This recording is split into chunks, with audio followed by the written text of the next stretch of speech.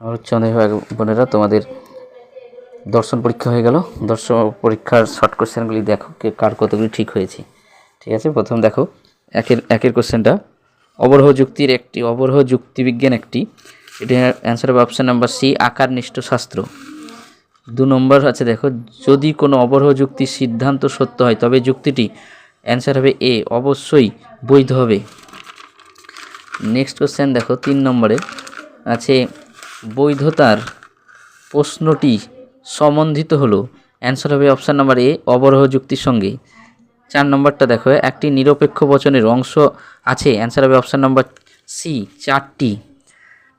তারপর next question দেখো, কোনো জাতীয় যৌক্তিক বচনের উদ্দেশ্যপদ ব্যাপ্য হয়, অ্যান্সার হবে অপশান নাম্বার এ, সামান্য বচন।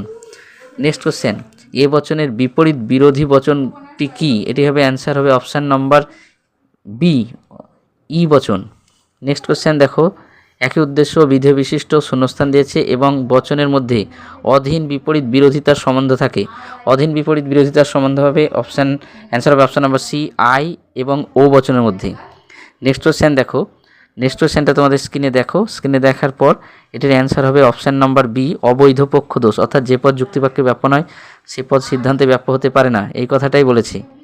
এটা যদি এস এর ক্ষেত্রে হয় তাহলে পক্ষদোষ, পি এর ক্ষেত্রে হলো সাধ্যদোষ। যেহেতু পক্ষপদের ক্ষেত্রে বলেছে তাই পক্ষপদের জন্য এটি অ্যান্সার হবে অপশান নাম্বার বি, অবৈধ পক্ষদোষ।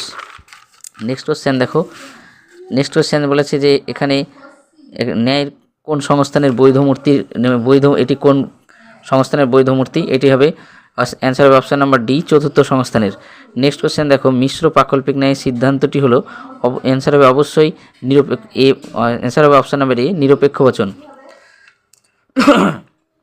তারপরে দেখো, এটা বৈকল্পিক বচন থেকে দিয়েছে, পি অথবা কিউ, এমন নয় যে পি অতএব কিউ। এটি অ্যান্সার হবে উপরিক্ত উক্ত যুক্তিটি কি নামে পরিচিত, এটি হবে ডিএস, বৈকল্পিক বৈধতার নিয়ম। যে বৈধ মূর্তিটির নাম ছিল, বৈকল্পিক বচনের বৈধ মূর্তিটির নাম হচ্ছে ডিএস। নেক্সট কোশ্চেন দেখো, কোনো এস নয় পি এই বচনটির বুলীয় ভাষ্য হলো, অ্যান্সার হবে এটা হবে option number B, S bar P equal মানে তোমার 0। ঠিক আছে, এটা দেখো। তারপর নেক্সট কোশ্চেন, সাদা হাতি আছে, বচনটির ভেন চিত্রটি হলো, এটি এখানে দেখো সাদা ডাব্লু এবং হাতি ই ধরা হয়েছে, এখানে ভেন চিত্র হবে সি। এর যেহেতু এটি আই বচন হবে, কোনো আছে অর্থে, কোনো হাতি হয় সাদা, সেহেতু এটার বুলীয় ভাষ্য হবে অপশান নাম্বার সি। দেখো সেখানে আছে এই সি নম্বরে যেটা আছে, এখানে আই বচনের তোমার এসপির ঘরটা ধেরা হবে, মানে এই এসপির ঘর কাটা অংশ হবে। নেক্সট কোশ্চেন দেখো, এখানে দেখো এখানে একটা যৌগিক বাক্য সর্বদা, এখানে পি ভেল কিউ ব্যাকেটে পি ইমপ্লাইজ পি, এই যৌক্তিক বাক্যটি সর্বদাই এটি হবে, এটি যদি তুমি সত্য সারণী করো তা দেখবে অ্যান্সার হবে অপশান নাম্বার এ, সত্য বচন হবে এটি। নেক্সট কোশ্চেন দেখো, আবার আর একটি দিয়েছে, পি সত্য হলে পি ভেল ইমপ্লাইজ বলছি সরি নেগেশন পি এর সত্য মূল্য হবে, অ্যান্সার হবে অপশান নাম্বার এ, সত্য। তারপরে আবার দেখো, পি ভেল কিউ মিথ্যা হয় তবে পি ইমপ্লাইজ কিউ এর সত্য মূল্য হবে তোমার অ্যান্সার হবে অপশান নাম্বার এ, সত্য বচন, সত্য হবে এর সত্য মূল্য হবে অপশান নাম্বার এ, সত্য। নেক্সট কোশ্চেন, বৈজ্ঞানিক আরোহণ অনুমানের আকারগত ভিত্তি হলো, এটির অপশান নাম্বার ডি হবে প্রকৃতির একরূপতা ও কার্যকরণ নিয়ম। প্রকৃতির একরূপতা নিয়ম বা নীতি এবং কার্যকরণ নিয়ম দুটিই বৈজ্ঞানিক আরোহণ অনুমানের আকারগত ভিত্তি। নেক্সট কোশ্চেন, উপমা যুক্তির সিদ্ধান্ত সম্ভাব্যতার সর্বাপেক্ষা গুরুত্বপূর্ণ শর্ত হলো এটি উপমা যুক্তি সর্বদাই সাদৃশ্যের ভিত্তিতে করা হয়, তাই অ্যান্সার হবে অপশান নাম্বার বি, সাদৃশ্যের প্রাসঙ্গিকতা। নেক্সট কোশ্চেন দেখো, আরোহমূলক লাভ কোন জাতীয় যুক্তির মুখ্য বৈশিষ্ট্য, এটি অবশ্যই অ্যান্সার হবে অপশান নাম্বার বি, আরোহ যুক্তি। নেক্সট কোশ্চেন, পরিমাণের দিক থেকে কারণ হলো কার্যের সমান, এই কথা মনে করেন, এই কথা বলেছিলেন অপশান নাম্বার বি, কারভেট রিড। তারপরে দেখো নেক্সট কোশ্চেন হচ্ছে, ক হলো ক্ষয়ের আবশ্যিক শর্ত, এর কথার অর্থ হলো, এটিও অ্যান্সার হবে অপশান নাম্বার সি, যদি ক না ঘটে তবে খ ঘটে না। তারপরে বহু কারণবাদের সমর্থক হলেন, এটি মিল এবং বেইন দুটোই। তারপরে দেখো, মিলের যে অবরোহ পদ্ধতিতে কোনো অপ্রাসঙ্গিক ঘটনাকে বর্জন করতে পারে তা হলো এটি হবে অপশান নাম্বার সি, অন্যয়ী ও ব্যতিরিকের যুগ্ম পদ্ধতি। এইটি যেটা পরের যে প্রতীকী উদাহরণ দিয়েছে নেক্সট কোশ্চেনে, এ হলো এর কারণ। এই যে প্রতীকী উদাহরণটা ছকের মাধ্যমে দেওয়া হয়েছে, এটাও কিন্তু অপশান হবে অ্যান্সার হবে অপশান নাম্বার সি, অন্যয়ী ব্যতিরিকী বা যুগ্ম পদ্ধতি। নেক্সট কোশ্চেন এবার দেখো, তোমাদের এগুলি এসিকিউ তোমরা বই দেখে দেখে করবে। যুক্তির কয়টি অংশ কী কী এগুলি তোমরা নিজের মতো যে যেমন পেরেছো লিখবে। আর বচনের বিরোধিতা এই যে দিয়েছে এগুলো তোমরা যা করবে, এগুলো এই যে তোমাদের এই বচনের অসময় বিরোধিতা, সত্যমূল্য, সকল কবি এই বচনটির বিরোধী বচন, এই সকল কবি হন সৎ, এটি কিন্তু তোমরা করবে সকল কবি হয় সৎ। এই বচনের বিরোধী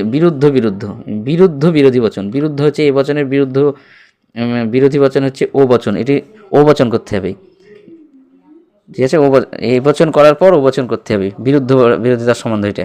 তারপরে দেখো নেক্সট হচ্ছে তোমার যে এগুলি দেওয়া হয়েছে, এগুলি তোমরা নিজে নিজে করবে, এগুলি বই দেখে দেখে। এরপর তোমাদের যে বচনগুলি দিয়েছে সেই বচন দেখো, তোমাদের এই বড় বর্ণনামূলক প্রশ্নগুলিতে বা বিষয়ভিত্তিক প্রশ্নগুলিতে যে বচনগুলির গুণ পরিমাণ নির্দেশ করতে এসেছে সেই বচনগুলি তোমাদের আমি করে দিচ্ছি, কারণ দেখো ঠিক হয়েছে কিনা। দেখো সবাই সাধু নয় যারা গির্জায় যান, এটি সবাই নয়, এটি ও বচন হবে, এটা তোমরা করবে। কোনো সাধু নয় যারা গির্জায় যান, ও বচন। তারপরটা আছে কেবলমাত্র বুদ্ধিমানরাই কবি, কেবলমাত্র থাকলে উদ্দেশ্য বিধি চেঞ্জ করতে হয় এবং এ বচন হয়, তাহলে সকল কবি হয় বুদ্ধিমান, এ বচন। দার্শনিকরা কখনোই সুখী হয় না, কখনো নয় একসঙ্গে নয়, হতে পারে না, এটি ই বচন, তাহলে কোনো দার্শনিক নয় সুখী, ই বচন। কিছু বন্যপ্রাণী হিংস্র, তাহলে কিছু আছে, কোনো বন্যপ্রাণী হয় হিংস্র। তারপরে দেখো এগুলির কেবল এইখানে আবর্তন করতে বলেছে, বিবর্তনের আবর্তন করতে বলেছে। দেখো কেবলমাত্র পণ্ডিত ব্যক্তিরাই শিক্ষক, কেবলমাত্র আছে উদ্দেশ্য বিধিও চেঞ্জ করতে হবে, সকল শিক্ষক হয় পণ্ডিত ব্যক্তি। এবার ওই বচনটির বিবর্তন করবে, তারপরে আবার আবর্তন করবে, তাহলে এ বচন হলে এ বচনের বিবর্তন হচ্ছে কি ই বচনের, যখন এবার ই বচনটার আবর্তন করবে। তারপরে দেখো কিছু মানুষ সত্য কথা বলে, তাহলে কিছু মানুষ আছে কি, তাহলে কোনো মানুষ হয় যারা সত্য কথা বলে, আই বচনের বিবর্তন হবে ও বচনের আবর্তন সম্ভব হবে না। তারপরে দেখো বৃত্ত কখনোই ত্রিভুজ হয় না, তাহলে কোনো বৃত্ত কখনোই নয়, তাহলে কোনো বৃত্ত নয় ত্রিভুজ, এ বচনের তোমার বিবর্তন ই বচনটার আবার আবর্তন করবে। প্রভাবশালী ব্যক্তিরা সাধারণত অসাধু, সাধারণত আছে, তাহলে কোনো দুই করতে হবে, তাহলে কোনো প্রভাবশালী ব্যক্তি হয় অসাধু, তাহলে এটা আই বচনের বিবর্তন ও, ঠিক আছে।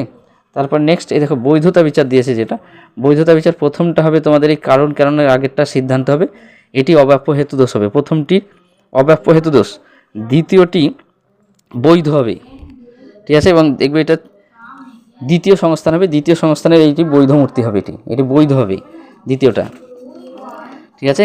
আর তোমাদের এগুলো তো তোমরা পারবে, তোমাদের এই যে এইটা দিয়েছে এটা অন্যয়ী পদ্ধতির 8 নম্বরের জন্য, এটা অন্যয়ী পদ্ধতি। তারপর একটা যুগ্ম পদ্ধতি, অন্যয়ী ব্যতিরিকী পদ্ধতি। দেখো অবৈধ সামান্যীকরণ দোষ এবং অপর্যবেক্ষণমূলক দোষ।